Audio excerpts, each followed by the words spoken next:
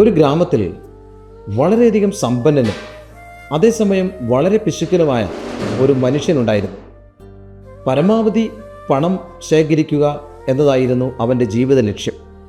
പാവപ്പെട്ടവർക്കും ആവശ്യക്കാർക്കും സഹായം ചെയ്യുന്നതിൽ അയാൾ ഒരിക്കലും താല്പര്യം കാണിച്ചിരുന്നില്ല. ഒരു ദിവസം ഒരു സന്യാസി അയാളെ കാണാനെത്തി.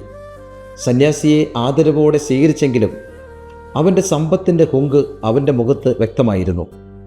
അപ്പോൾ സന്യാസി തൻ്റെ കയ്യിൽ നിന്നൊരു ചെറിയ സൂചിയെടുത്ത് അയാൾക്ക് നൽകി. ഇത് സൂക്ഷിച്ചു വെക്കൂ, സന്യാസി അയാളോട് പറഞ്ഞു.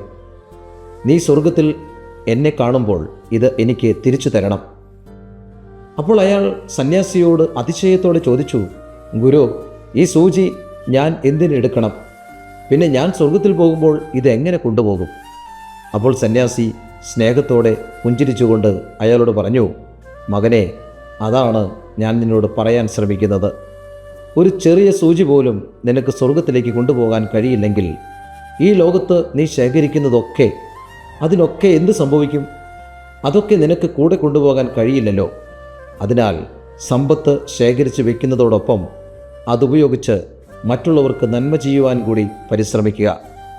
ഗുരുവിൻ്റെ ഈ വാക്കുകൾ അയാളുടെ ഹൃദയത്തെ സ്പർശിച്ചു. അന്നു മുതൽ അയാൾ തൻ്റെ സമ്പത്ത് പാവപ്പെട്ടവർക്കും ആവശ്യക്കാർക്കും വേണ്ടി ഉപകരിക്കത്തക്ക വിധം ഉപയോഗിക്കാൻ തുടങ്ങി. നമ്മൾ ശേഖരിക്കുന്ന സമ്പത്ത് നമ്മോടൊപ്പം സ്വർഗത്തിലേക്ക് വരുന്നില്ല. പക്ഷേ അതുപയോഗിച്ച് ചെയ്യുന്ന നന്മകൾ അതെന്നെന്നും നമ്മോടൊപ്പം ഉണ്ടായിരിക്കും. വരൂ, ക്രൂശിതനോടൊപ്പം നമുക്കും യാത്ര പോകാം.